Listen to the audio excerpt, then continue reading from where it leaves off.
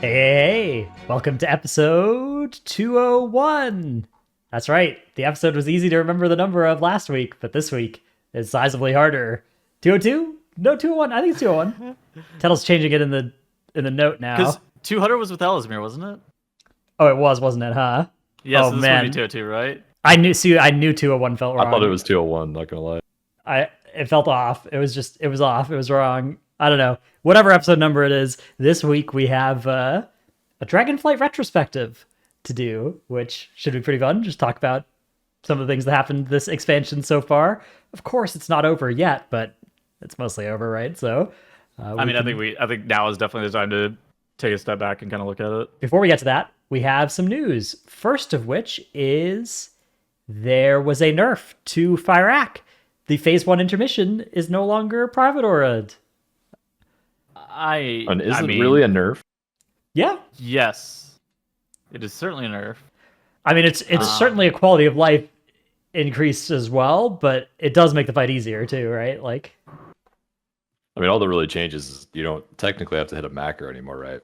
yeah, so if you had 20 people with the macro working all properly, it doesn't actually change much, really.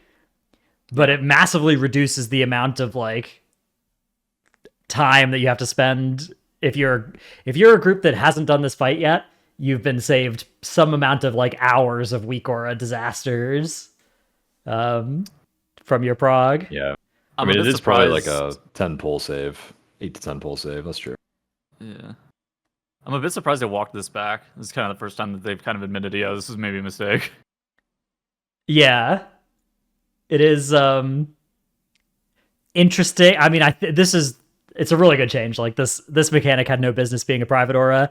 There are a lot of mechanics like Blaze on this encounter is also private aura, and that is totally fine. But Flamebound and Shadowbound just appallingly bad gameplay that was exacerbated, not improved by them being private auras. So I have a question. Are people going to actually make weak auras for this now? Because most of the top weak aura makers have already killed this boss with the private aura version, right? So Relo updated the Northern Sky Pack, I think, right away, basically, to work with just now. Now you just don't need a macro to do that phase. The idea is it's basically the same weak aura, it just doesn't use a macro. The Liquid Pack, I don't know if it wasn't updated as of yesterday, but okay, it has been updated as of today. Actually, Fyrakk intermission, no macro, so the Liquid Pack is also updated. You also yesterday, my guildie wrote a different weak aura to automatically send the macro if you got Flamebound. So then it would just kind of like you could use the old weak aura, just a new weak aura to work with it, and then you didn't have to press the macro. But yeah, it looks like the liquid one has just been updated. So yeah, they've both been updated. I feel like even if you were the person who created the liquid weak aura pack, you are saving yourself like 1,000 DMs over the next few weeks if you just update it instead of not update it, right? So it's probably actually saves you time to update it. Do you still need a macro for cages in P2? Yeah. Well, so the thing is that mechanic has been done more YOLO than like there are guilds that have killed. I think honestly killed it without using a macro fairly early. So you could just do that. Yeah, that's true. I mean, you could. Like YOLO. I mean, you still stack on 2 positions, but then you just say if you're a flame person nearby, go to 1. So maybe guilds will just not bother doing any macro stuff at all now. I don't know. But they haven't changed those from being private auras. Yeah, they're still private auras. That makes sense. That one's not so bad. The intermission was definitely the big culprit. Yeah. I think that private aura mechanics are just stupid. I mean, I think it depends on the mechanic. Like, I think Blaze being a private aura is fine. Well, doesn't do anything bad. What are we gonna do with Blaze? I don't know. I mean, there's some concerns that you could create like a formation, and if you had a weak aura, because they come out in the same orientation each time, and there's some concerns that you could pixel stack your raid in P3. And you could maybe even still do this with them being private auras, and then just have like the people who get the first wave take a step to the right, the people who get the second wave take a step forward or something. And it's possible that if you had a weak aura for that, it could actually just call that dance out entirely, and you could pixel stack your raid. So I don't know. I mean, maybe nothing. Maybe it would be fine to have it not be a private aura. But the thing is, it is fine that it is a private aura. It doesn't do anything bad that it's a private aura. Yeah, exactly. Because it's a YOLOable mechanic. Exactly. Yeah. It just doesn't matter. They just keep putting it not on the YOLO mechanic. Yeah. I don't know. I mean, like of YOLOable mechanic versus non-YOLOable mechanic. With Shadow Cage and Molten Eruption in that fight as well. Like maybe if it wasn't a private aura, I mean, maybe you would have 4 marks and it would assign people to run to all 4 with both colors, or maybe you'd still have 2, but it would just assign them automatically, including the shadow people, and maybe that's like less gameplay. I don't know. I think there are some gray area mechanics where it's like fine if they're private auras, fine if they're not. But then there's some mechanics like Flamebound and Shadowbound where it's just abysmal when they are private aura'd. So I'm glad they walked that one back. That was that was an unfortunate timeline we were in for a bit. Okay, other news. Blizzard, so they didn't actually do anything except... This is insane. This is the most insane thing I've seen in a while. So they pushed onto PTR a update to the Korkron Warwolf that added like an 8,000 traders tender cost to it in like the data somewhere, which is obviously like that's not like a there was never going to be a mount that was that expensive on the trading post. That's like 6 months worth of tendies or whatever. That's not but because of that, then people were speculating that they were prepping to add it to the trading post, which makes sense, right? They added a trader tender cost to it, and then they didn't even add it. No. So nothing actually happened. I thought something happened. It was data mined. It was data mined on the PTR to have a 7,899 trader tender cost. So I don't know. I mean, they did add that to the mount and the spell data, right? Like, why did they do that? What happened there? And then after all this, like people would go crazy on Twitter, right? And then someone creates like a mock-up post of a Brutosaur being added to the vendor, and then people just lose their minds. Like nothing actually happened. Yeah, but it sparked a huge debate on Twitter about whether it's good or bad to put like AOTC mounts on the traders post. And they added the an old recruiter friend rocket mount this month actually for only 100 tendies as well. Really good deal. That there hasn't been people up in arms about, but it's a similar kind of exclusive old one. But yeah, so anyways, after everybody was complaining about it, or there was like fighting on Twitter, a lot of people on both sides, they made this post that was like, we'd like to dispel this particular rumor. At this time, we do not plan to offer mounts or other skill-based prestige rewards from achievements such as Cutting Edge, Ahead of the Curve, or Gladiator in the training post. Very excited, blah, blah, blah, blah, stuff. So I'm gonna be honest with you. Like, I understand the importance of prestige rewards. This might be a hot take, but there's nothing prestigious about a 12-year-old achievement. Like, I get it, right? Like, you got ahead of the curve 12 years ago, and whenever Mr. Pandaria was current. I don't know if that mount needs to be locked behind that. Like, I think I kind of agree. It's like if you want to do that, if you want to get that again, you can play Classic though. I mean, it's actually almost caught up. Is it 10 years or less now on the Classic releases? No, I think Classic's still in 2012, right? Or yeah, so it's like 11 years back or something. So like when Cataclysm comes out, that was like 10-year-old content, maybe 11-year-old content by the time it comes out. You can still get that kind of same experience there. For me, the prestige is like whenever it's current. Like that's always the prestige. Is like, the first time you killed N'Zoth, you got it on your squid mount in, I don't remember where the capital city was that expansion, and like that was cool. Oh, it was Zuldazar. You got it on your squid mount in Zuldazar, and you're like, oh, that's cool. Whenever you kill Jaina the first time, you get on that water LA in Zuldazar, and you're like, oh, this is cool. Same thing with like War Spear and like the Archimon mount. However, is it really, really cool 10 years later to have an AOTC mount? I don't know. Probably not really.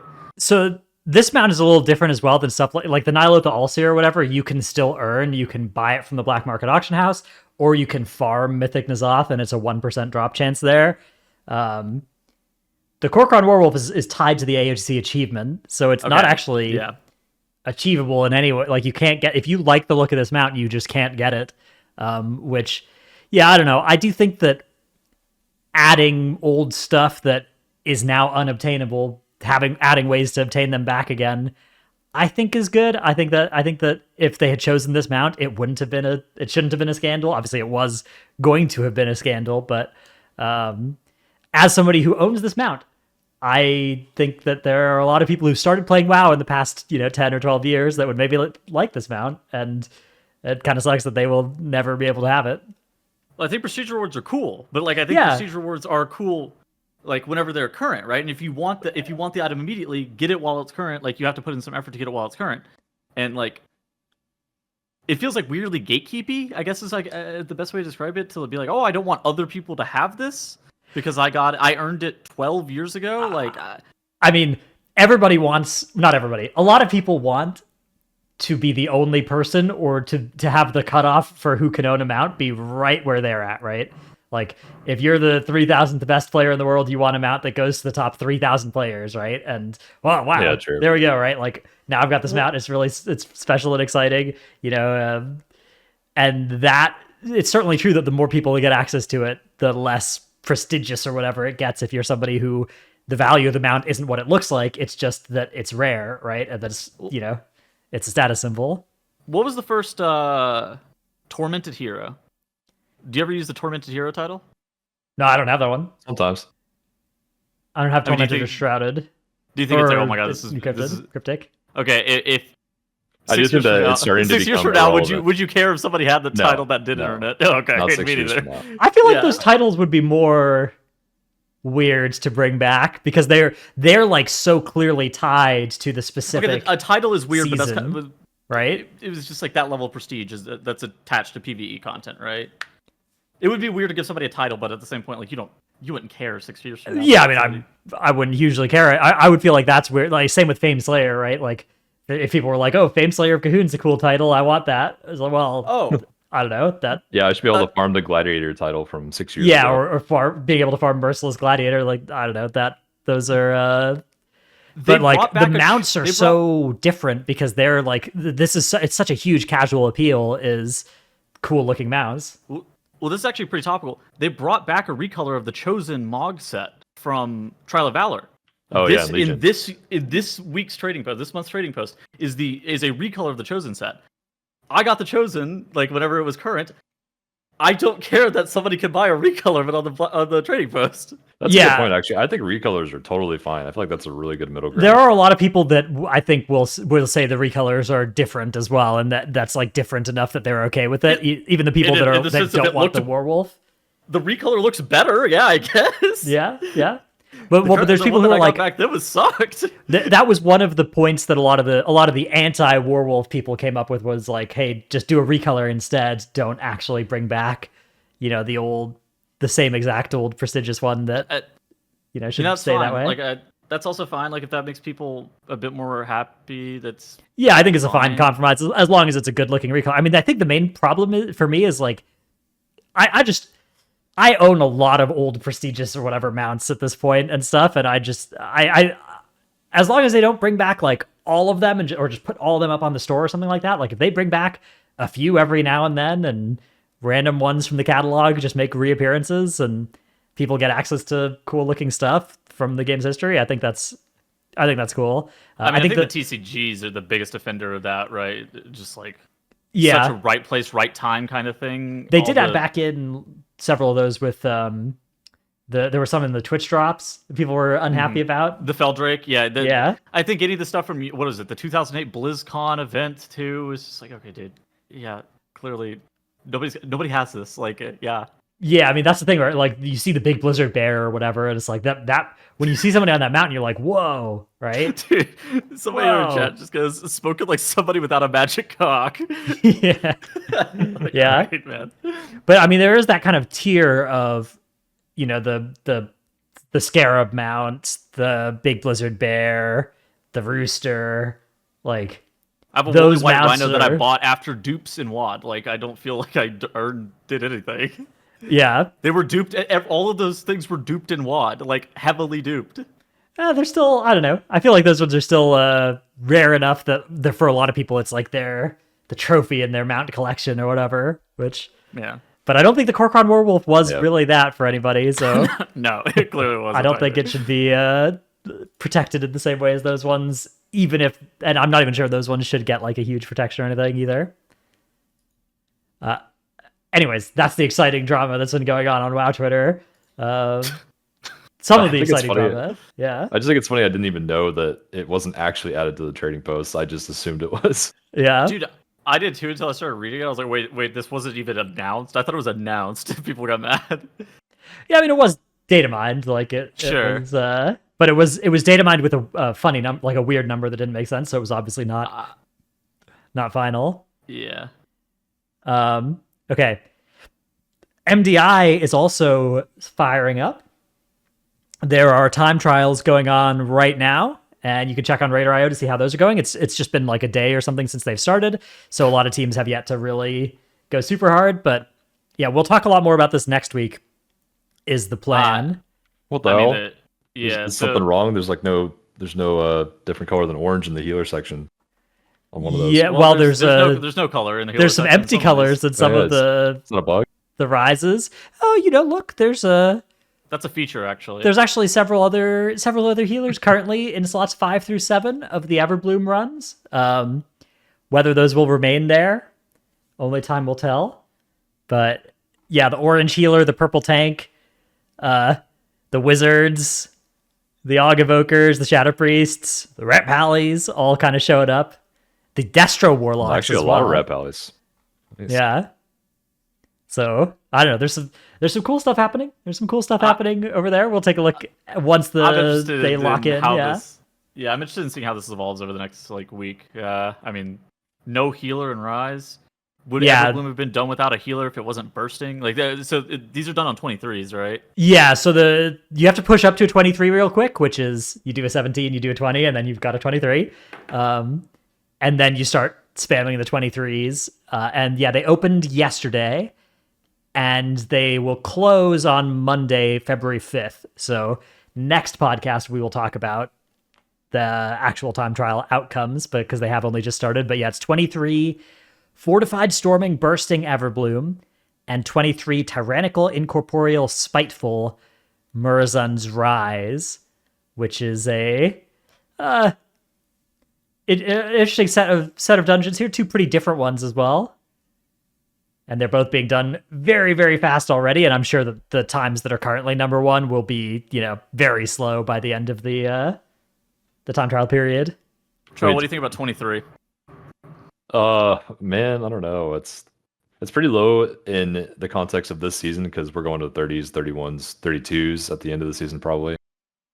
23 is quite a ways down. I'd say maybe 24, 25 would be a little bit more appropriate for the average MDI relationship between MDI keys versus live keys.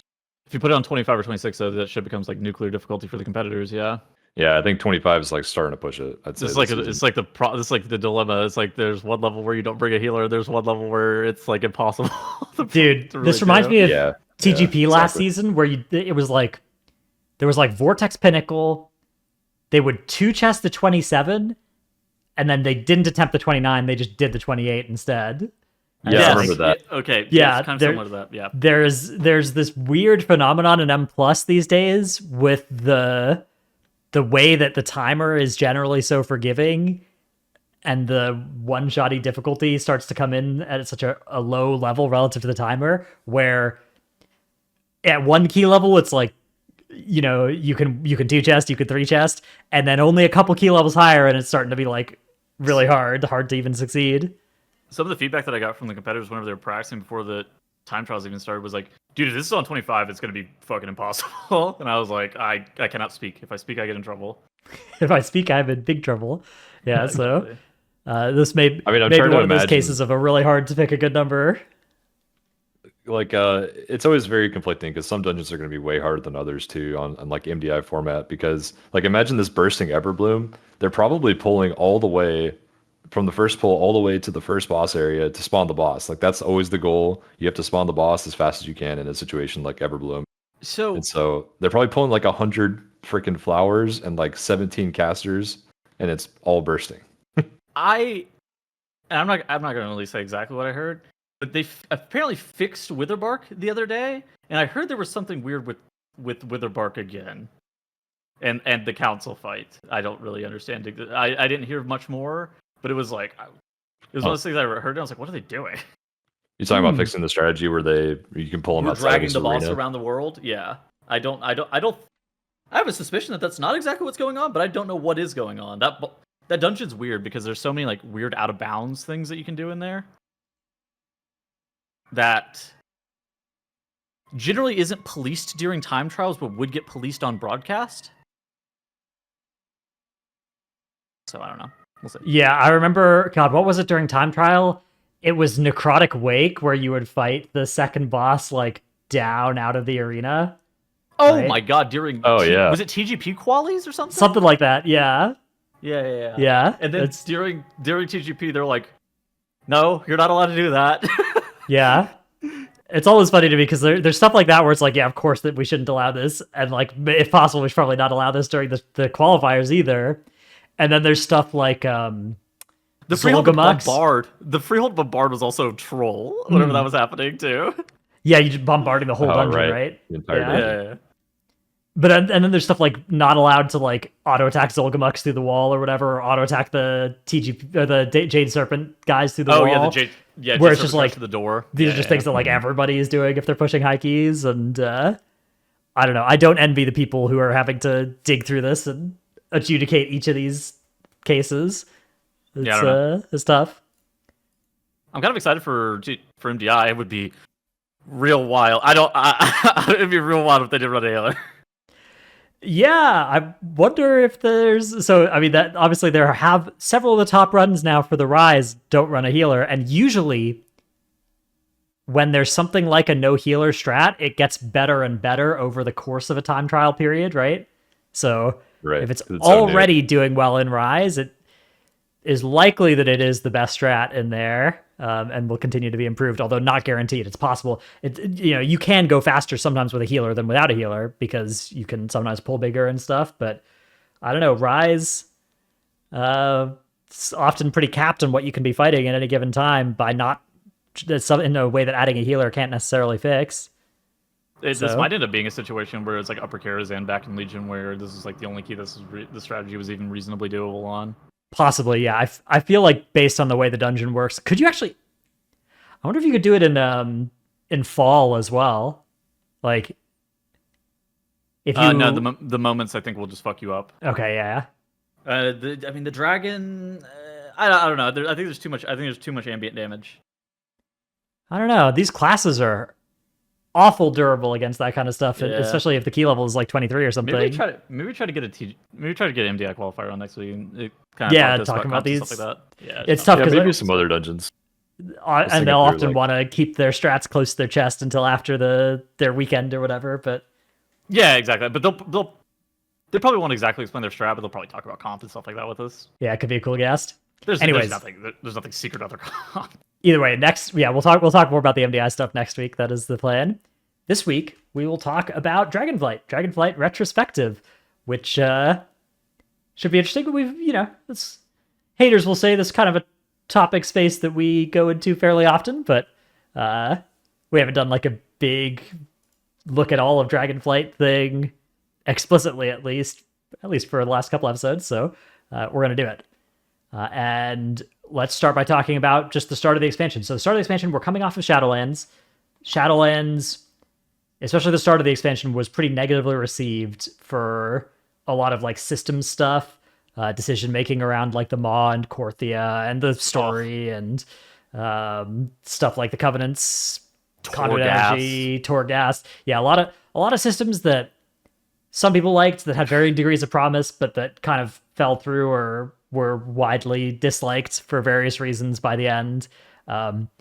Towards the end of Shadowlands, they did make a lot of improvements to the way that the game worked, but going into Dragonflight, they had some sort of ground rules that they established, such as we're not going to do borrowed power, at least this expansion, and we're going to focus on this talent system, which is kind of the big flagship thing about Dragonflight, is reworked talent trees for everybody and new ones there. So I guess from kind of just a baseline level, how do you guys feel the Dragonflight systems decision went and compared to last few expansions? I mean, gut reaction is it's much better too, because like there's also things like AoE capping that we had in Shadowlands. I think that personally, before we even talk about this as a retrospective, I think this is the best expansion that we've had since Legion in regards to, is this fun to play? I think the expansion's been incredibly fun to play for me personally. I don't know how you guys necessarily feel about it. Yeah, I think the systems have been a huge upgrade, especially coming out of Shadowlands. I mean, that was kind of easy, low fruit to hit for making better systems, in my opinion. But the like the talent trees, I think, have been super fun for everyone. Do you guys agree? Yeah, I think so. I think that the talent trees have had a few kind of hiccups, and there is some tension built into them where, like, on the one hand, do we want interesting talent choices, or do we want a strong build? Because often those two are actually kind of at odds with each other, right? Like, that's true. Yeah. If you actually have 7 different talents that you want and only the points to pick up 4 of them, often, especially like for M plus builds, that really leads to kind of painful choices that you're making. They also, I mean, they had some growing pains with the talent system, stuff like Solar Beam being an optional point that Moonkins would opt not to take at the start of the expansion. I mean, the Druid talent tree isn't also perfect still. It is quite bad, actually. Yeah, can you take the spell for this key? Yeah, sure. Let me drop 3 talent points for something. Yeah, taking Dispels Druid is a good example. Can you take kick? You asked your healer, can you take kick? No, I cannot. Yeah, so I think the class trees are often pretty suspicious. I don't know. I think the spec trees have actually done a good job of making more specs viable in Mythic Plus. So one of the things about Mythic Plus historically was spec trees, and that spec trees have done well, is like a lot of specs were just either like AoE or single target damage classes, and very rarely were they both, or like you would lose a lot of single targets to do AoE damage, kind of like how Ret Paladin functions right now. But now more and more classes have like a nice balance of being able to do AoE while they're still single targeting. They have like generally pretty good Mythic Plus builds. Yeah. I think there are some spec trees that are just like really good. Like even so, Bear's not popular right now, but Bear has a spec tree that has like a lot of different good stuff that you'd use in different situations. There are a lot of them that are also pretty, cookie cutters as well there. But I think the spec trees have been a pretty big success. There's also been this phenomenon of them reworking talents, and then whichever spec gets reworked has just got like a better feeling, easier to get all the things you want kind of talent trees than the ones that haven't been reworked yet, the ones from the start of the expansion. I was talking to somebody who works at Blizzard about that, and I said that exact same thing. They go, well, did you really want the tree to be worse? It's like, well, let me put it like that. Yeah, I guess not. I mean, that's true. Do you want it to be worse? Well, no, not really. No. But do you want each season to be like, okay, this season rogues or DHs are getting reworked, therefore rogues and DHs are going to be the best specs? I feel like they just don't balance it very well. I don't feel like it's the trees. I feel like they just like they completely missed the mark on tuning. I feel like they missed the mark on tuning because they just don't have data, and so then they're just like they overtune it, and they're like, yeah, I guess the tuning question and are the trees like good question are two different ones. Yeah, I don't know. I mean, it's tough. I increasingly am kind of thinking that something where it's more about like a few choice nodes rather than like choosing which branches of the tree to take is maybe better for that being balanceable. But that kind of just sounds like the old talent system, and the new one feels better kind of viscerally to actually have looking like it does. Hero talents might be a interesting thing next expansion that kind of gets us a little bit of both, because there are you just take all the points in the tree, but then there are a few choice nodes in there. We'll see how that ends up working out. Yeah. Well, I think another bonus that we don't think about as like heavy end game players a lot of times is the leveling experience is way better with a big ass talent tree. Like it feels good to actually put talent points in every time you gain a level. Yeah. I agree with that. And also I was going to say, I think the CC improvements from each class are very noticeable this expansion compared to before, where a lot of classes just have a ton more CC now. I mean, do you think that's okay? It's a good and bad thing, I'd say. I really like that we have more options generally now, but I think it's also driven them to tend to keep all the dangers in Mythic Plus and raid, to where there's just a million things to CC all the time, and you know that sometimes gets a little bit old, I'd say. I mean, it sucks to not have CC. Like, it sucks to not have CC and feel like you don't have counterplay versus something, but at the same point, like, I mean, they've created a lot of these, how would you describe it? Azure Vault and Algathar Academy style pulls where you all the new ones, all the new line dungeons. up all of your AoE stops, else you're going to wipe, like that. Yeah, that's my point, is like that does get old. I mean, it's cool every now and then if you have a pull where you need to like CC every 2 seconds, and it's like you got to really focus hard, but when it's every single dungeon and it's more than half the dungeon, it gets pretty annoying. Rotational knockup from Evoker is also fucking gross, by the way. They added in this expansion to a lot of mobs the tech of we don't cast at the same time as each other, right? Okay, we don't cast really at the same good. time. Yeah, and I think the biggest thing is the fact that they made mobs, whenever you get stopped, a stop is the same as an interrupt for almost all mobs, Generally. and that is just life-changing. Like, that is an insanely good quality of life improvement. there is a bit of like you're talking about Azure Vault pulls. There's a lot of those pulls where like the fact that they don't all cast at the same time means that you can't just use one AoE stop to stop all the shards, right? Like there would be a lot of old Legion or BFA pulls where it'd be like, okay, as long as I pull these 2 packs at the same time, their casts are going to be synced, so we can just use an AoE stun on all their casts. Whereas now that's not an option, which removes some, I guess, skill expression that you could have with pulling everything at the same time and not accidentally individually stunning. But I think it's been good. I think it's been really good that a lot of mobs now just don't all cast at the same time, because that can be overwhelming, and also it really adds a lot of pressure to having AoE stuns. Yeah, I think the talent system is largely been a success. I'm not like super thrilled about the idea of hero talents. Might just be my own personal opinion, but I feel like we have a lot of talents as it currently stands. I don't know if we necessarily needed hero talent.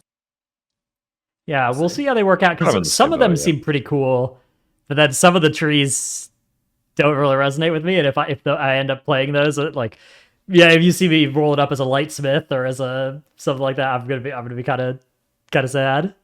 I mean, okay, so one advantage that this has over Covenants is that you can fully swap, but like, you're probably going to pick the one that's relative to your power gain, not relative to what you mostly closely identify with, which I think is still the issue that Covenants had. Well, for me, the biggest issue that Covenants had was that there was a different BIS one for Raid and M+, and I couldn't do both. Okay, and at least this one can't have this problem. Or for different specs. Yeah, but I mean, that was cringe, but like you see what I'm saying. You're not picking it based off what you want to be. You're picking it based off the power that's gained by it, which is. But you do that with talents as well, right? But like, I mean, since you can freely swap, it's fine, right? Because the players that are wanting to do it for what they want to be, they can still do that, and we can do it for the power gain. I feel like these were designed to be more like RP based, not necessarily power based. It's kind of how it feels, but obviously that's just like. Did they say that? I feel like it's supposed to be power, but I mean, look at the design of the warrior one, the Mountain Thane warrior. Is that the lightning guy? Yeah, but I mean, there's power. I mean, it's going to be thematic, right? It has to be thematic. Yeah, I don't know. I guess the evoker one gives like a DR on your hover. Okay, my point was like, if you want it to be I guess the question is it supposed to be thematic, or is it supposed to be like a big power gain? Because right now it seems like it's coming off as like an RP thematic thing, right? Yeah, but I mean, there's certainly like power in the talents that is going to mean that for players like us, we're going to be picking which one we think is best, right? Like, yeah, of course. Which I think that's fine and to be expected. It's just a question of like, how much are you losing to play the second best thing, or are there situations where you'd ever want to use it? And are people who are doing more casual content gonna feel forced to play one that they don't like versus not? But even if they do, it's much less the end of the world, because you can still just like swap between them, and you can play your pet one for most of the time, and then you can swap to the one you need to when you're raiding or whatever, if you're in a raid where that's required. My favorite part of them announcing that at BlizzCon was the avoiding the term borrowed power. They kept saying borrowed power, but in like a different way. Yeah. And then they also made sure to like announce the first thing that it was freely swappable, not like Covenants. Yeah. Holy shit. They knew that the players were just going to hate, like, if it's locked again. So to get back to Dragonflight, I guess the question is, how has the expansion without borrowed power been? How has that the absence of it is obviously it's not something you think about given that it's not there, but how do you guys think that has played out this expansion? I think it's been good. I think it's been all positive. I feel like there's still like a lot of decisions to be made, even though there's no borrowed power, right? You have professions, you have embellishments, you have covenants, not covenants, you have tier sets, you have stuff like that, right? Now, some would argue that stuff like tier sets are borrowed power under what is embellishment? Embellishments are so minor that doesn't really matter, but stuff like that's 1200 mastery. That's a lot of mastery for me. That's true. But stuff like set bonuses, I don't know. I mean, the line between what is borrowed power and what isn't is a blurry one at best. But not having big systems like conduits and essences and corruption and stuff that the Netherlight Crucible that get added in towards the later patches. I think it's also worked out pretty well. I feel like the classes are just pretty fun at a baseline right now. Unlike if you go back to like 8.0, every class felt empty. Hollow. Yes, very hollow. Yeah. And then like once you had essences, it felt a little better. Although for me, I still didn't like most classes because most essences just felt like, hey, I'm a 1.5 minute CD. I make you do a bunch of damage. Hey, I'm a 2-minute CD. I shoot a beam out in frund of me. Like I'm a 3-minute CD. Azra is a massive failure too. Yeah. But then once you had corruption and stuff like that, then things sort of felt whole. Whereas now I would say just the classes as a baseline feel good and feel fun to play. So I think it's worked out pretty well. How have you felt about profession systems just as a whole? Especially we can take a look at season 1. And we can kind of talk about the profession system as a whole, like as it's progressed. Like season 1, embellishment's not super impactful. Everybody wore Lariat +1 embellishment. There was also massive issues with gold on crafting things and weird, cartels, I guess is what they call them. Crafting cartels, I think is what they call them. I mean, how have you felt about the profession system just as a whole, though? I feel like they finally did a really good profession version this expansion, right? I feel like they always do something to change them each expansion, but this time it was like a big enough change in a new cool way where there was like new things you could do to level your professions and new things you could do to go interact with the world with your professions, especially. I thought that was pretty cool. And I actually didn't even do it much past season 1, but I did do several in season 1. And now I at least appreciate the like hard work that people have done to get all their crafters up to speed each season. Yeah, I think gaining profession knowledge and like the idea of profession talent trees or whatever were both really cool. I think the actual way that it works out for crafting like BIS crafted gear or whatever has been pretty cringe because like a lot of it's a little much, right? Yeah, and a lot of it is kind of counterintuitive and like people don't know what's going on, and it's largely like, okay, you send somebody a work order, you require rank 5 or whatever, and they're like, I can't do that. I'll get it rank 5 for you, but you can't put requires rank 5. That doesn't work. You need to put requires rank 4, and then I'll. That's a good point. Yeah. That's just weird. The way that it's like, how much does this cost? 10,000 gold. Well, you're just clicking a button. Yeah, but I spent 2 billion gold on this recipe. It's like, I mean, it has turned crafting into largely like it's not so much like the player interaction exists there, and maybe that was the goal, but the interaction isn't really so much about the crafting. It's like I'm being shaken down by this random guy. It feels like either annoying call center customer service for the crafter, and it feels like being shaken down by like somebody where you walk into a store and you're like, I'd like to buy this, and they say $10,000 and you're like, what? And then they're it's just, I don't know. Take it or leave it. $10,000. Yeah. So I don't know. That part has felt weird to me. The way that inspiration, resourcefulness, and multi-craft work, I don't know. I think there's a lot of room there for a rework of that stuff. But I think the part of like, hey, I'm a tailor. I travel around the world. I find cool tailoring stuff because I'm a tailor, and like that makes me a better tailor. I think that part is sweet. That was really fun. That's something that makes playing different alts like feel a little different, is doing the different profession stuff on each of them. That was really cool. Yeah, I agree. I forgot about the inspiration stuff. It was like second nature to me by now. Just like I always put it as -1 from top rank just in case it's not able to be crafted. But yeah, that part is annoying.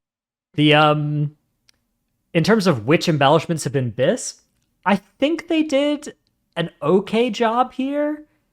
I actually think that Spore Cloak season was the best season in terms of like Spore Cloak was actually an interesting defensive option for a while, and you could use it, but you didn't have to.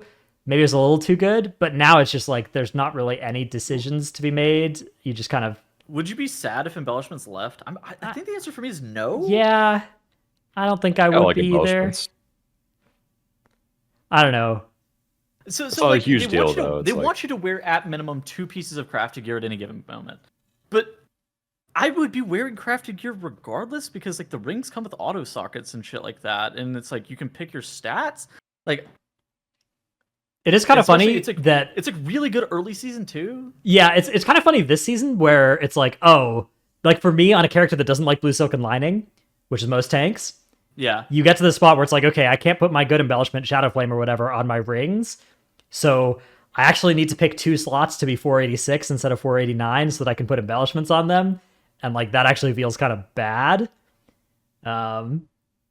So that part is kind of weird.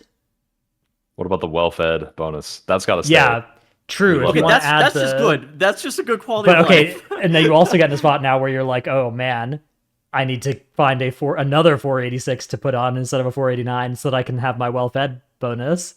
True. So that part is kind of weird, but that's kind of just a thing about the eye level difference this season. I'm like mostly okay with the crafting system. I'm not huge on the embellishments. I think those could probably go away, and I would never be like mad about it. Yeah, I guess I probably. I mean, my guys have Lariat or Shadow Flame, pretty much exclusively, and then I guess I have Blue Silken on some alts. I even tried to have like Azure Weave or Wind Spirits on some characters for M+ and stuff last season, but like. I don't know, that's just worse than blue silken lining on pretty much everything. I don't really want them to be more impactful than this either, and this level of impact is like not very fun. Like is like part of it. Yeah. Yeah, I'm it's a weird one. Definitely there was some cool stuff with progressions though, yeah. Let's get to other season 1 stuff. Vault of the Incarnates. Bosses, I don't think they're very memorable. Obviously this is from a mythic perspective. Anybody gonna write home about Dathia, Kurog Grim Totem, Broodkeeper? Raz is probably the most interesting fight because of the wind mechanic, but like that was funny. The first time we saw on Race to World First, the that was really funny. The winds, and it's just like, oh, there's not any slowy puddles. You just have to find a way to stay on this platform. Was very funny. Yeah, that was pretty good. But yeah, just getting owned. That raid was largely forgettable, I guess. The very rare items were debuted this expansion, but that raid in particular. So, funnily enough, I was actually having this conversation earlier. I actually didn't okay.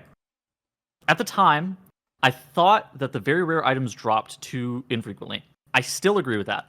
I do think the very rare items being locked behind the first and the second boss and the vault being like a 2-box vault was really nice because that got more people jumping into Mythic Raid and at least attempting to kill the first 2 bosses of Mythic. And I thought that was okay. The rest of the stuff surrounding the very rare items with like the really cringe low drop rate, not a fan. Not a fan at all. But I thought like, you have these high eye level pieces that a universally bis trinket and a very good ring for most people off Aranog. I mean, you're getting people into the raid. Yeah, I did do a lot of 2 out of 8 mythic runs that late in that patch. That was so a lot of this kind of gets outdated by the crafting system, or not the crafting, the upgrade system as well, because there's no real reason to do more mythic now, which we're gonna probably talk about. But like, I don't know. I thought that the very rare items were like okay in that regard, but also like pretty bad in the sense of, you killed Primal Council 15 times and never got a whatever that trinket was called. The Icon. Icon, yeah. Yeah. Yeah, very rare items, I don't know. I feel like there has to be like some bad like protection on eventually getting them, or just some deterministic way to get them going forward. But otherwise, I think they were fine just as like a nice reach goal. But if you never got them, it did feel really bad. So I'm pretty conflicted on it. Like this season especially, I think, with the only good tank trinket on use this season is the Tainted Heart from the last boss.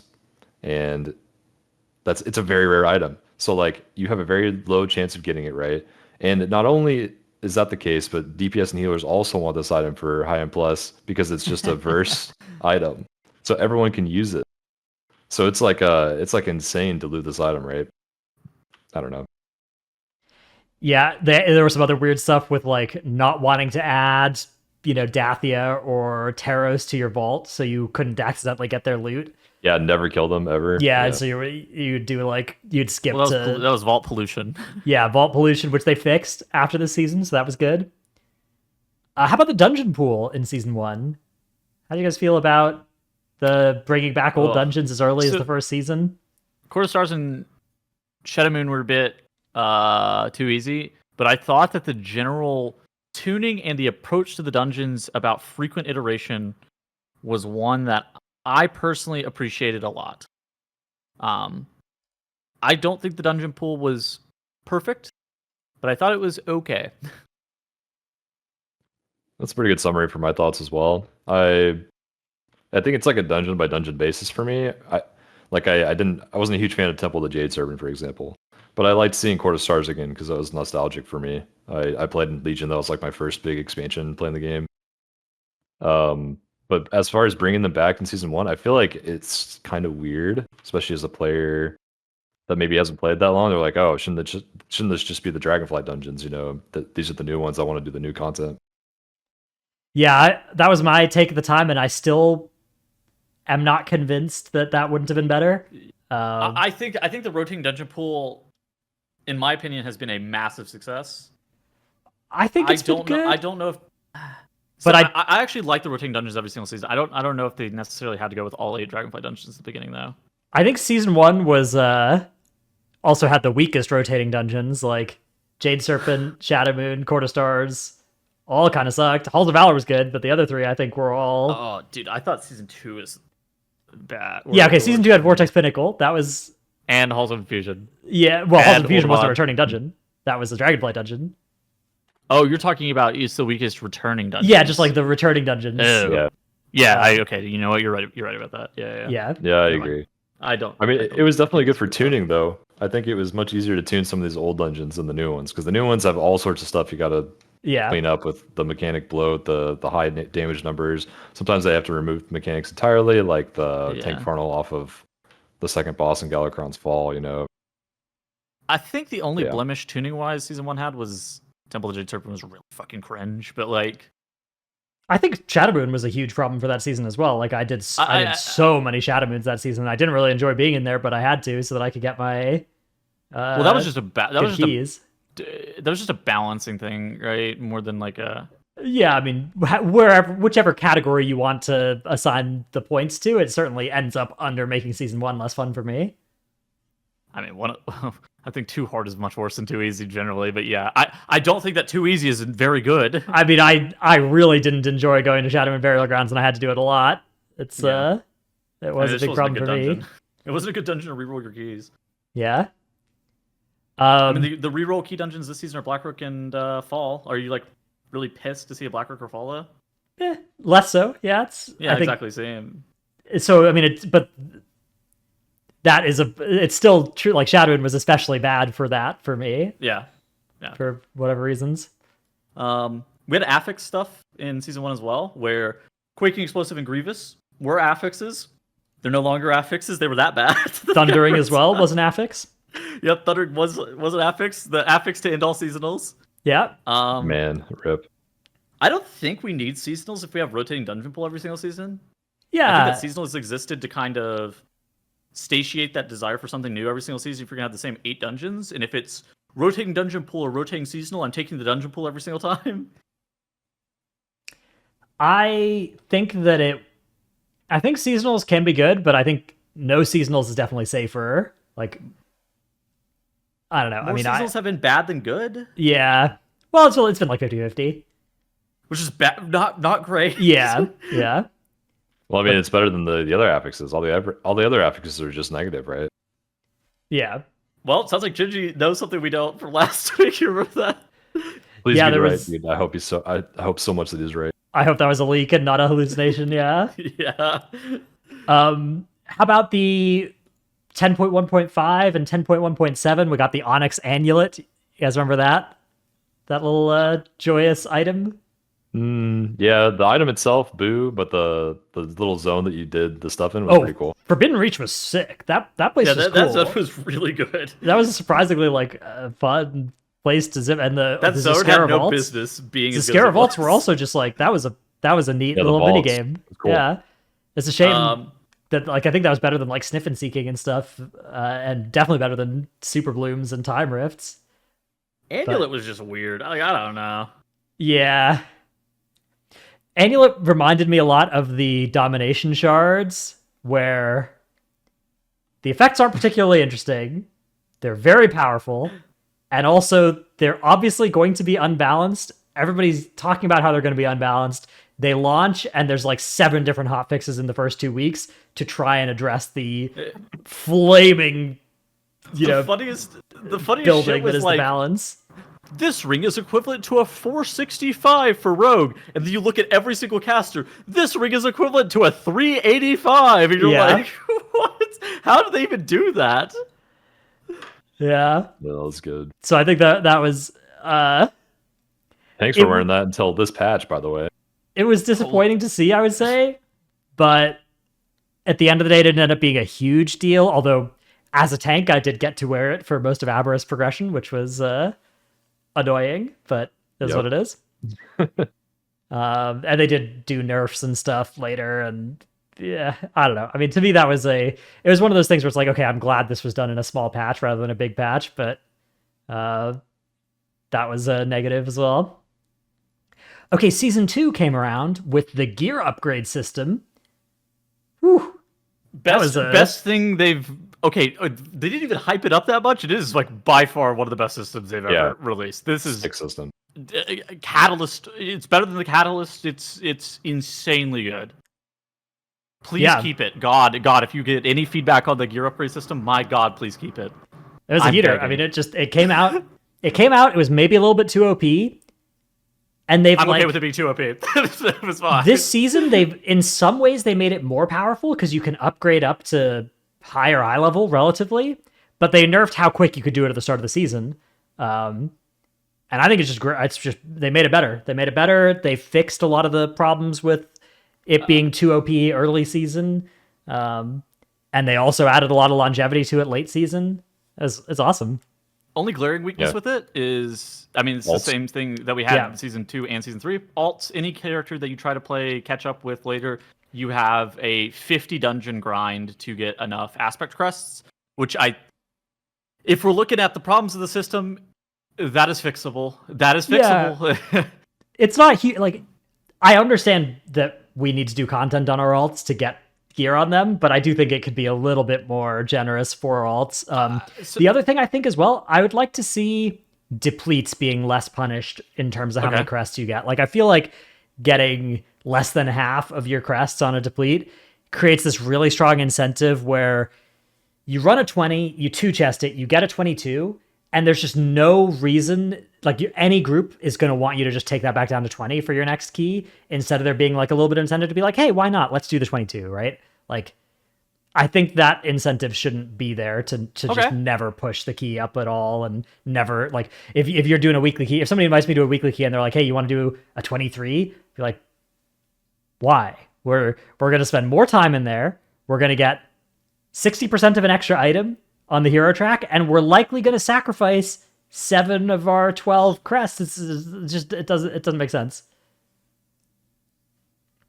I never thought too much about that. I do like the idea of incentivizing doing slightly higher keys, though. I think like venturing into the 22, 23s is pretty fun for a lot of people. Yeah. Like all of us do it when we play alts. You know, we see our player character gain a little bit of power. And we're like, okay, I could probably do a 23 now. Let's test it out. You know, give it a spin.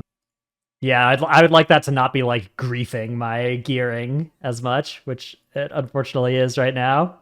Yeah. You also brought up the Catalyst title, something we didn't talk about, but something that came back from in Season 1 has been. Yeah, I didn't put it on here because it was old, right? Same with tier sets. Which also I guess is worth talking about because each season's got its own little thing with the tier sets and the Catalyst. But I think Catalyst is another thing where they took a good system, They made it a little better. They made it way better this season. This season, it's now just in the best it's fixed, state it's been. Yeah. Catalyst is just, I think, tier acquisition and the Catalyst in general is in a state that is pretty much perfect. Like, even if you never do the raid, you've still got 2-piece quick, 4-piece pretty quick. And if you touch the raid at all, the game showers you with tier, and you can like, if you don't have your 4-piece by the 3rd or 4th week and you're raiding, like, that's really unlucky now. Whereas in the past, it's like that's half the raid. Yeah, I love the Catalyst system currently. I think it's landed in a really good spot. Yeah. Okay. No complaints either. Do we want to talk about Aberrus and the Season 2 dungeon pool? Aberrus had the Undertombed tier thing going on, and also the upgrade system that led to people being pretty high level pretty quick that tier. And then also just didn't really have any bosses that put up a huge fight to guilds that attacked them with a lot of hours and with a lot of with a reasonable plan and with a lot of hours, just the bosses would fall. I just didn't think it was very fun. Like, this is the first raid tier I did in a while where I was like really unsatisfied whenever the tier finished. Like, most of the raid tiers, I'm like, wow, that felt good, right? Like, you kill an end boss, and no matter how bad the end boss is, you're like, whew, feeling pretty good about it. This is the first tier I killed Sark, and I was like, I feel nothing. I feel literally nothing. Like, all right, cool. That's the end of it. I was a little bit in the same boat. I think that on the high level, Aberrus is a little bit less memorable than the first raid of this expansion. Vault, Vault, yeah. I think the bosses in Vault on average were a little cooler. I think a lot of the stuff we remember about Aberrus already, even though it was such a short time ago, was the negative, like Ziskarn, its design, Echo of Neltharion, the private auras being introduced. Yeah. Neltharion being just a cringe boss. Like, there's so much. Yeah, the Scarred. I don't know. I think Sarkareth was a pretty good fight, but that was kind of the only one for me. But like Sark, I don't know what it was to me, but Sark just didn't feel satisfying to kill.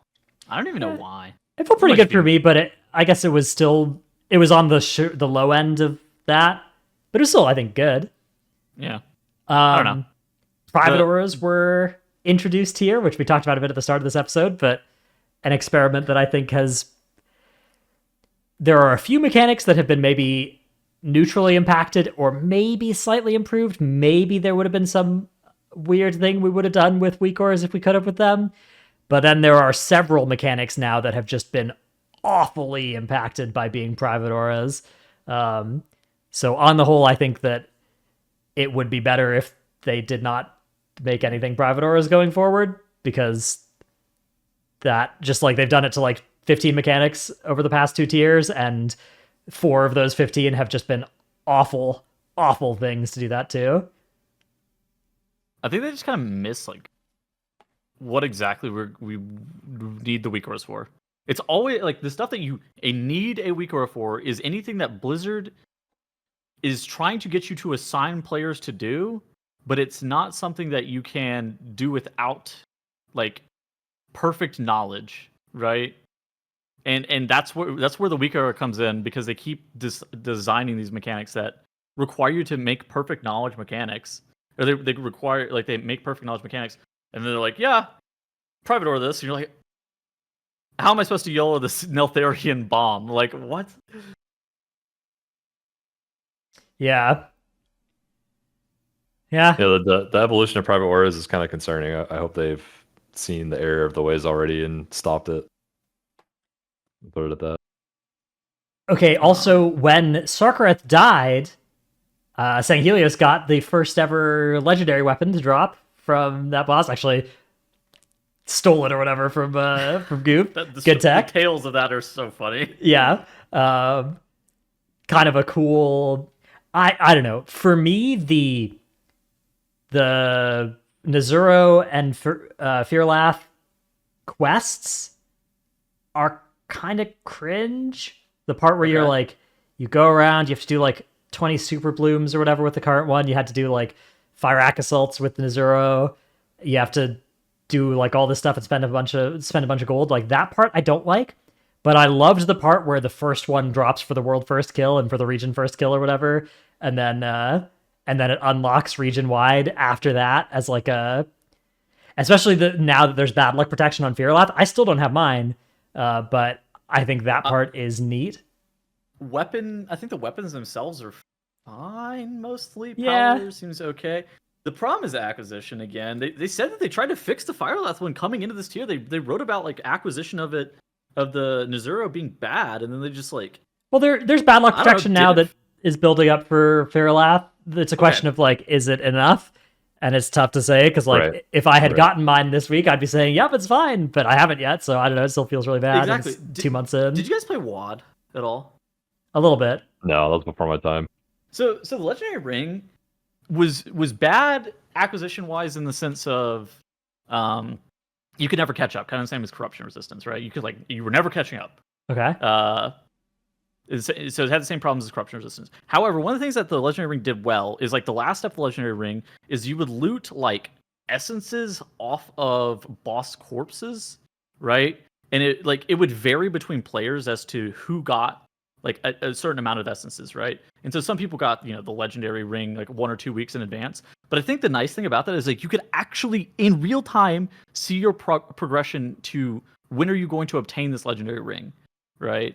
Because for these people, these Death Knights, these Paladins, these Warriors, this is like a pretty big deal as to whether or not they have it or not. Like for Ret, that is like a massive damage swing, like having it versus not.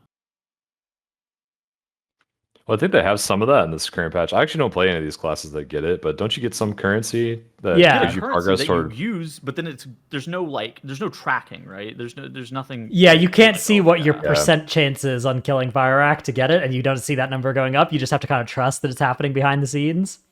Which it seems like it is statistically, right? Like there's certainly. I mean, it would be plotted. It would be really funny if it just didn't do anything.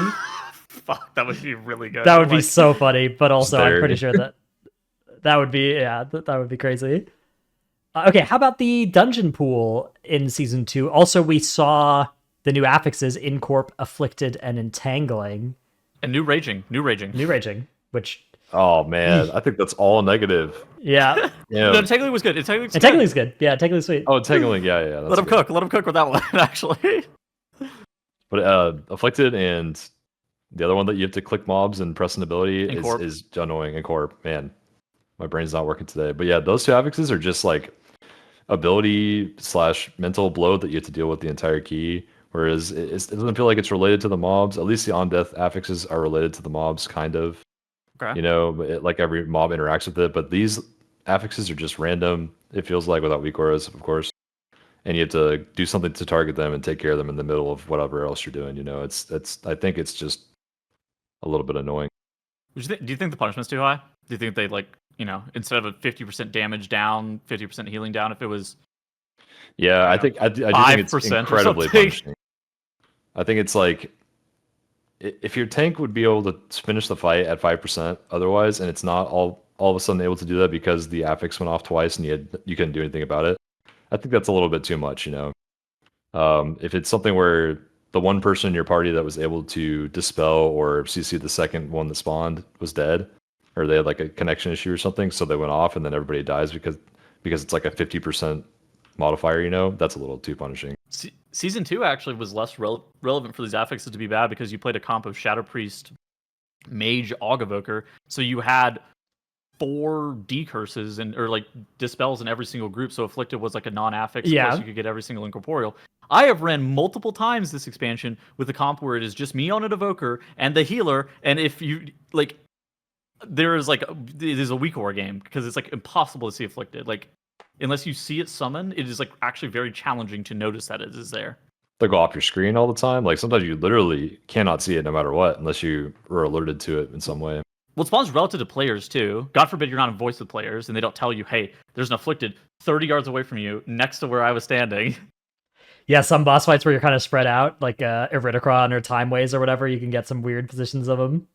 Oh, it spawns on the tank on a Iridocron. You're like, why is it over there? Speaking in there, though, you mentioned Augmentation Evoker, which was also introduced during this season, actually midway through the season. I think we got episodes plural dedicated just to Augavoker. Yeah, I don't want to spend too much time on it, so I think we should each do one sentence on Augavoker and then move on. How's that sound? Sure. Sure. All right, Tettles, would you like to deliver the first sentence on it? I think this spec needs a massive rework as to how it currently functions. I think that I understand the archetype of support style classes.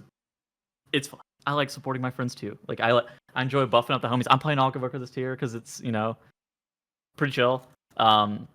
It's fun in Mythic Plus. I think that there are so many problems though with the concept of it being a DPS and yet you're buffing up your friends. Like it has to be reworked. It cannot be balanced because either it is overtuned or it is completely worthless. And if you play like nobody wants to play like that. Nobody wants to play where it's either completely overtuned or completely worthless because Blizzard's just going to do the same thing they always do and make it completely trash. And that's not very cool. Tell us, that was like 12 sentences. No, it was a run-on sentence. Okay, I heard the commas. There were dashes. It was a lot. There were parentheses. There was a lot of stuff like that. I heard them. Try, what do you think? Sure, yeah. It's one sentence. All right, here's my sentence. Only one support class in the game as an option is not good. Okay. I like that. That was certainly only inarguably one sentence.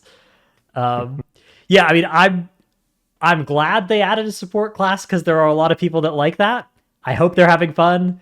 It's done some bad stuff to high-end gaming and to high-end of the game, and I hope that it is doing enough good in the rest of the game to make up for that. I don't really have a good take on if that is happening or not. All right, let's move on to Season 3. Let's talk about I think there's lots to say about Season 3. Yeah, we actually covered this already. We talked about the gear upgrade system getting even better. We talked about the catalyst getting even better. We talked about Firalath already. So let's talk about Amir Drasil in general, a tier that had some really hard fights, but they were all at the end of the raid. It had really easy fights at the start of the raid as well. And interesting. Let me pose a question to you two. Do you think Mythic raiding is in a dire situation right now with participation? I don't think so. I think that it's normal for the, if you go to like League of Legends or TFT or something and you're like, do you think Grandmaster gameplay is in a dire situation right now because of participation or something like that? It's like, well, I don't know. I mean, the top of the ladder, right, should always be, like it's normal for that to have small number of people actually doing it compared to the size of the game as a whole, right?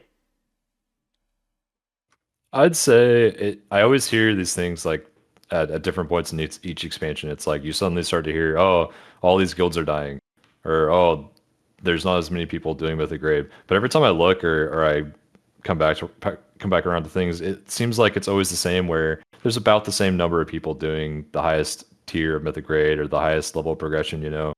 There's always like a couple of guilds at the very top. There's like 50 to 100, top 100 guilds that are in that like mid-range between, and then there's all the cutting edge raiders that are scaling somewhere from there till the end of cutting edge. And I don't know if that's like, did you guys have data on the popularity of this patch? I feel like it's about the same as it usually is, but maybe that's not true. So Warcraft logs has some. For instance, 5,000 guilds have killed Mythic Gnarlroot. 5,500 killed Mythic Kazara last year. 8,000 killed Aranog back in Vault of the Incarnates. Now, some of this might be people coming back and killing post.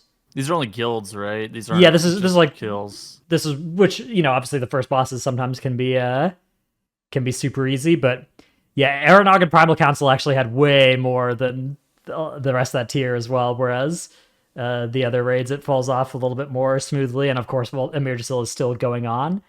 But yeah, in total, 1,600 people killed Sarkarath, 1,600 people killed Razagath. Less than 200 have killed Fire Axe so far, but it's still obviously current. Still too early, right? And that number will go up, and presumably it'll get nerfed next week or something after Hall of Fame closes. The fact that they applied this private aura change as well makes me think that they will be nerfing it next reset as well, because like sometimes they do these kind of structural changes in a hotfix, but that means they were looking at it. I don't know. So probably, I don't know. Either way, I don't think like Amir Drasil in particular is worse than Vault or, Aberrus on this. It is interesting because...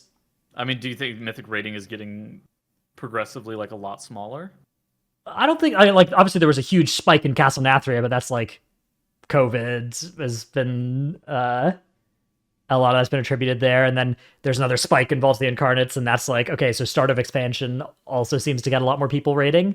So maybe there's some argument for like it kind of, maybe the first raid should actually be the focus of an expansion, because they do this weird thing in expansions where the final raid of the expansion is kind of the big one for the high-end players, right? Like, we look at things like Nyalotha and Sepulcher and Amir Drasil and ICC as like the big raids of expansions, right? But then for like the majority of the player base, actually many more people clear the Castle Nathrias and the Vault of the Incarnates and the High Malls or whatever, I guess, than the HFCs. High Mall, holy shit, what a bad raid. Maybe it means that there should be more focus put on actually making that first raid like the bangerest possible. I'm not sure, but I don't think there's like a epidemic killing Mythic rating or something right now. Anything new there? I agree. Okay. Amir still though had some really hard fights at the end, especially Tindral and Fireack remind me of Sepulcher bosses in terms of like absolutely nuclear difficulty and requiring nerfs of the like this mechanic no longer functions this way type, right? Like that's what they did to Tindral. It's like it went from 16 seeds that you had 3 seconds to walk over, and if you touched a second one, it turned into a tree, to 12 seeds that you have 5 seconds to walk over, and if you touch a second one, you just don't soak it. Like that is that mechanic got like 7 times easier over the course of the nerfs to it, which does remind me of like what happened to Halandra's bombs and Anduin, blasphemy and stuff. So that part has been interesting about Amir Drasil. I'm mostly okay with that too, because like the quality of players at world, even like world like 100th to world 500th is like just chasm.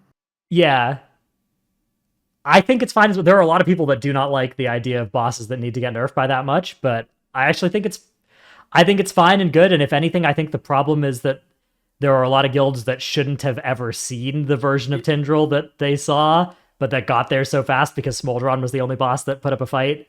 For like guilds that are good, but not good enough to do 16 seeds that you can't touch 2 of.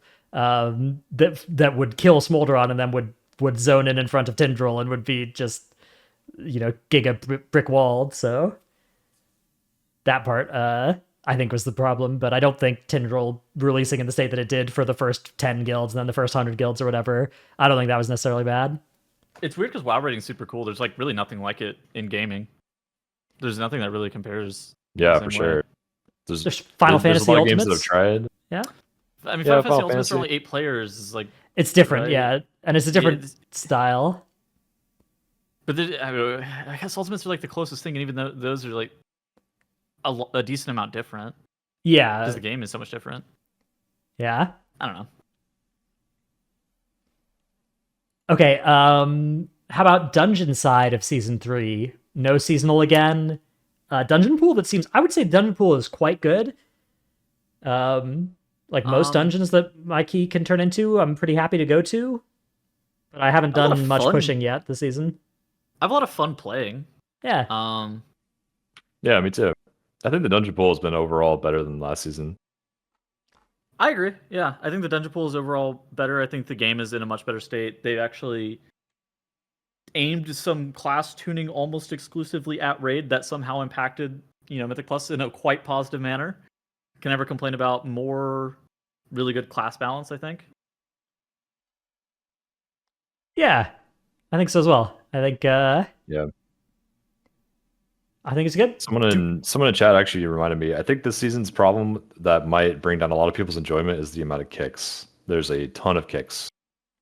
Like imagine doing Everbloom without classes that can help group mobs. The Vengeance Demon Hunter / Prop Paladin utility suite and then like not having it is definitely a thing this season. Yeah.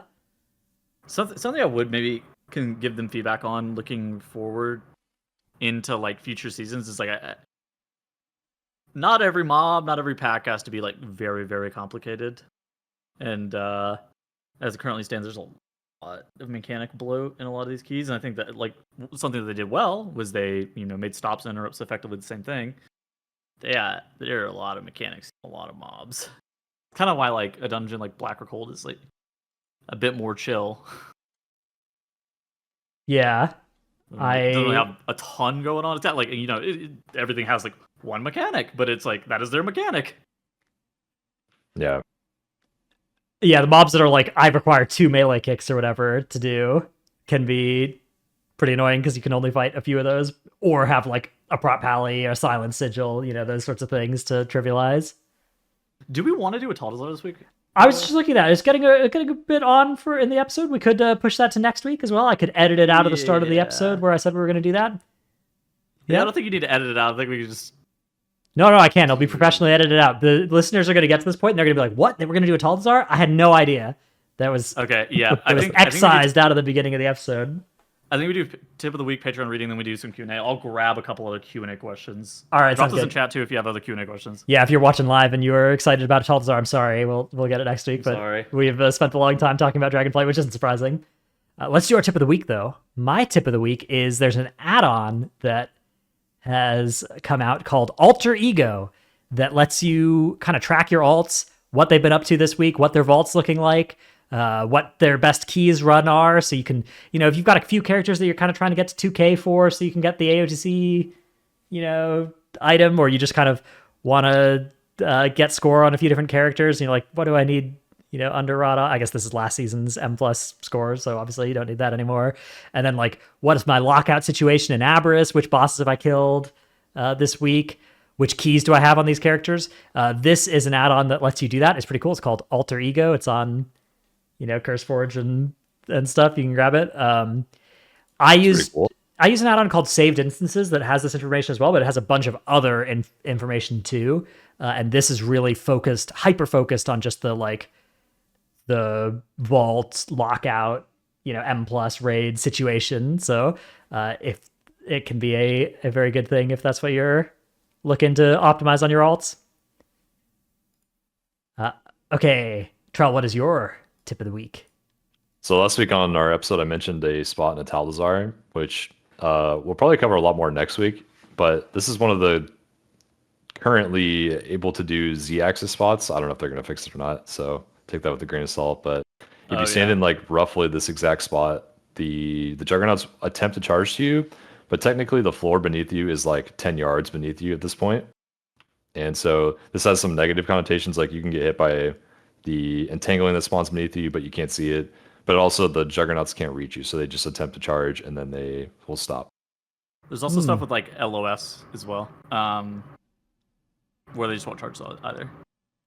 Which I think is actually what's happening here. I don't think it's actually I think it has something to do with like the feet beneath you, like the ground, or the game thinks you're on the ground, and those mobs are like out of LOS of that part of the stairs. Huh.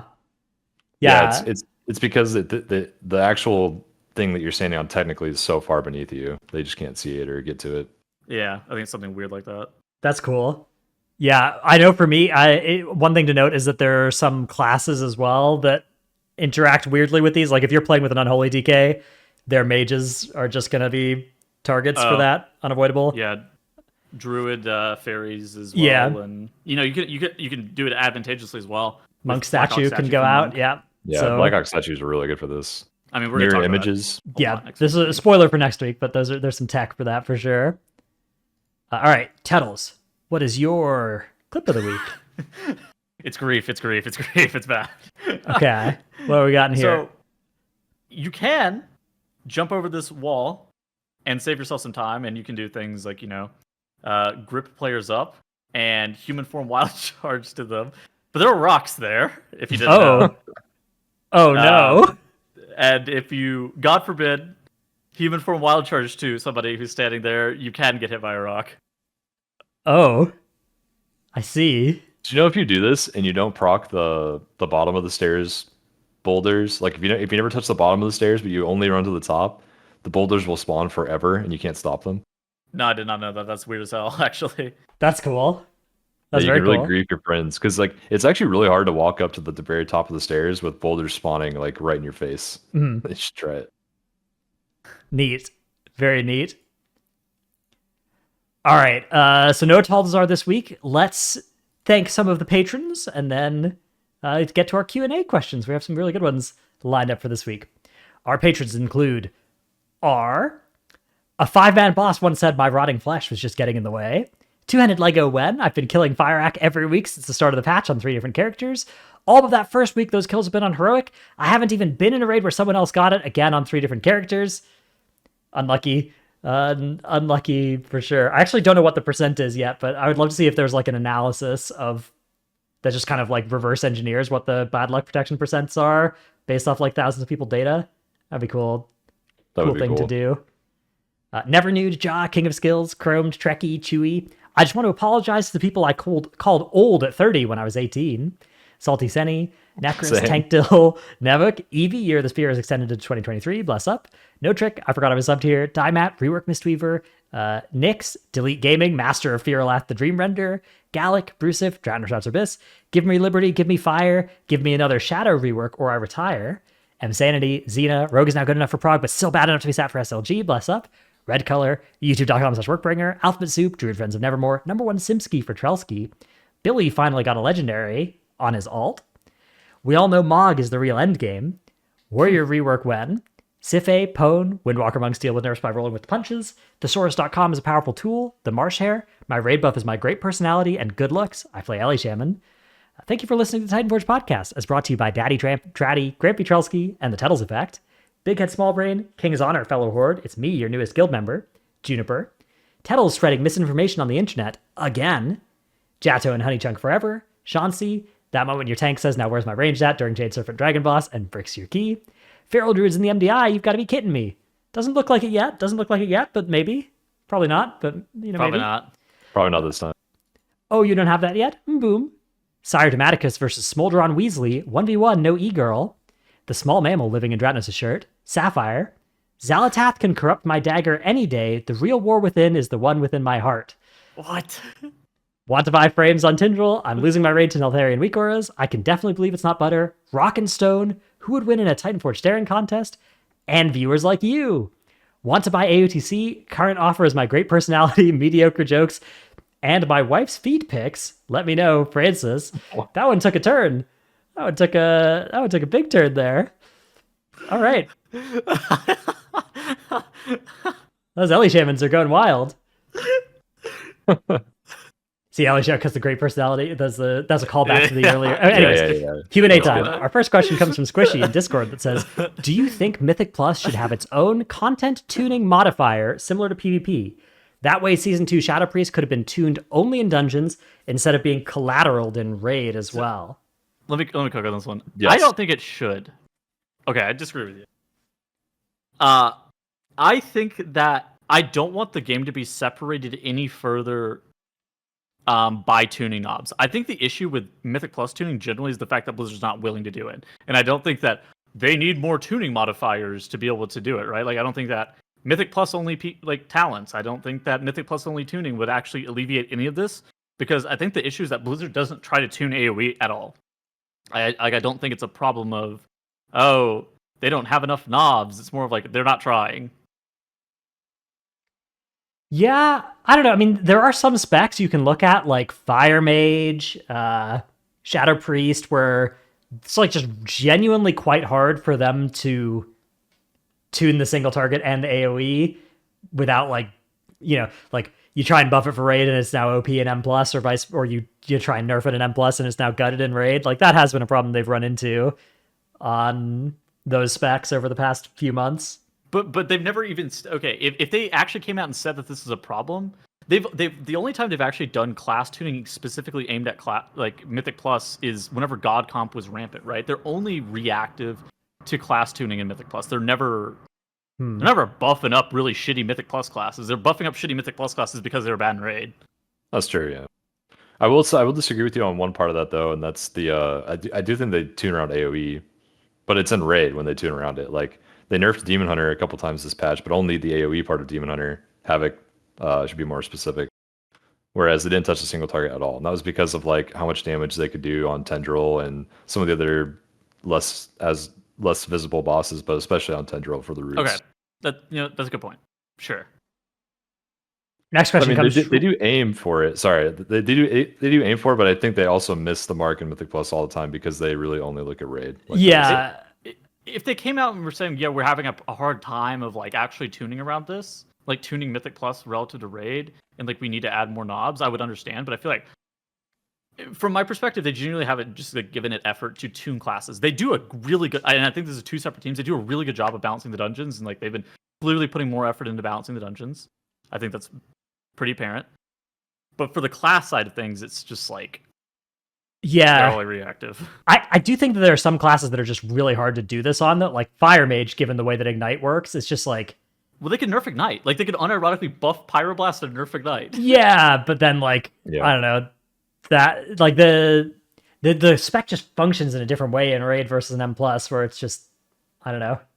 Well, the problem is that it would require well-thought-out buffs as opposed to flat percentage aura buffs a lot of the time. And that's hard.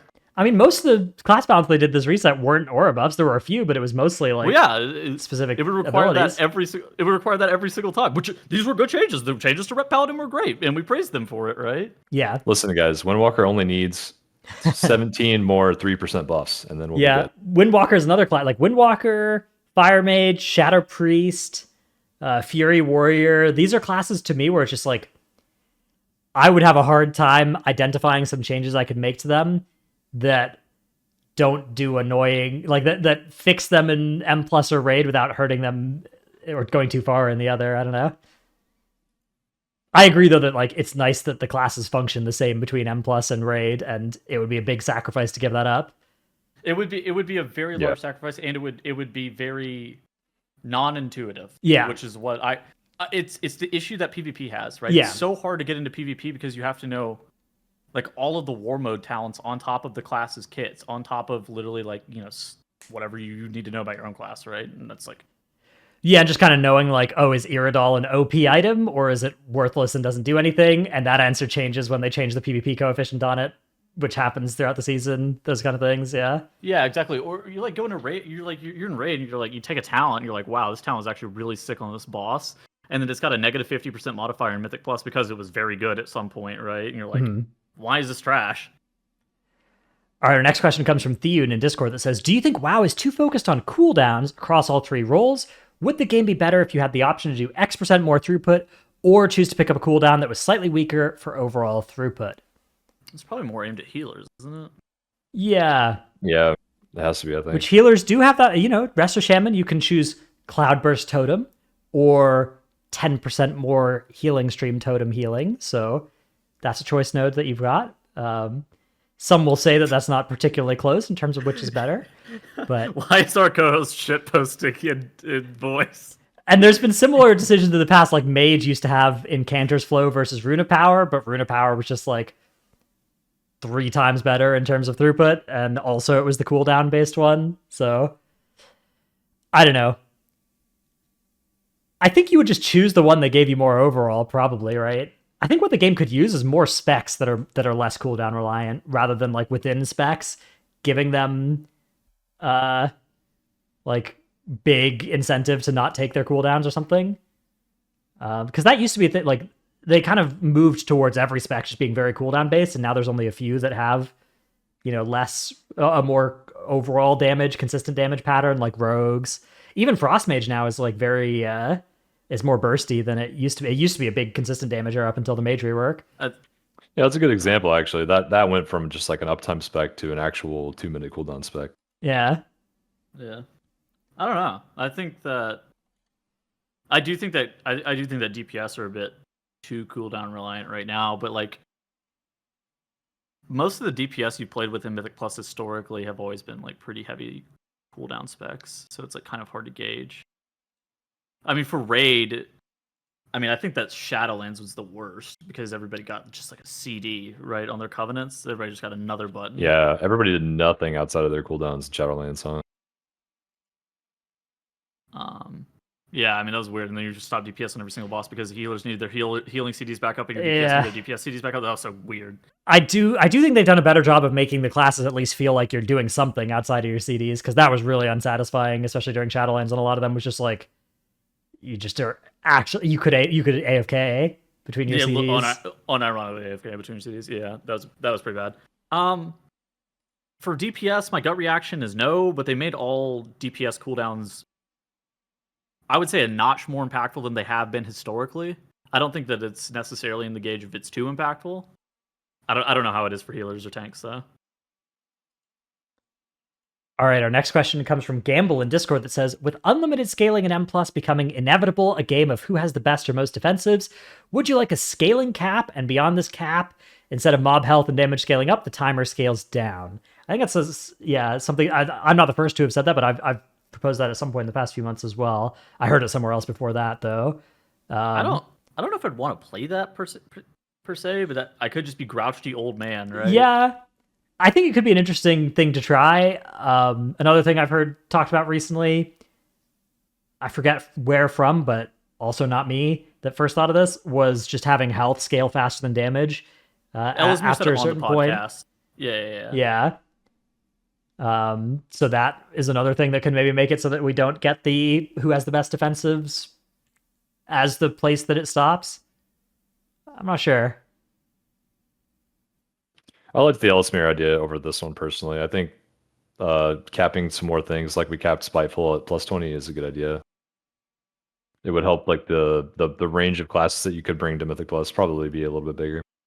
I do feel like I don't know if they necessarily need to like really hit the emergency button right now, right? Because this is the first season that we've had literally since Legion that has been like this.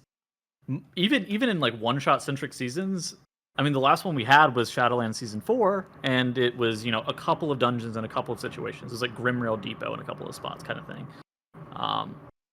This one is like every 7 out of the 8 dungeons, everything except for Rise, has like some level of one-shots that you need to calc for in advance, and that doesn't feel healthy.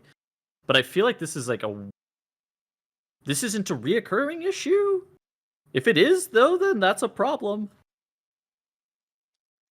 That's true. There are like 10 times the amount of one-shots this season as most seasons. It's very irregular.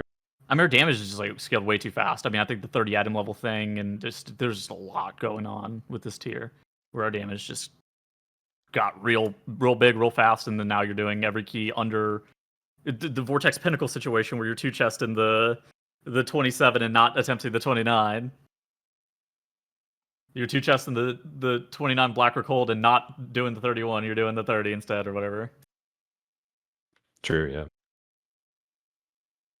All right. On that note, we are done with our questions. So we're done with our show again for the week.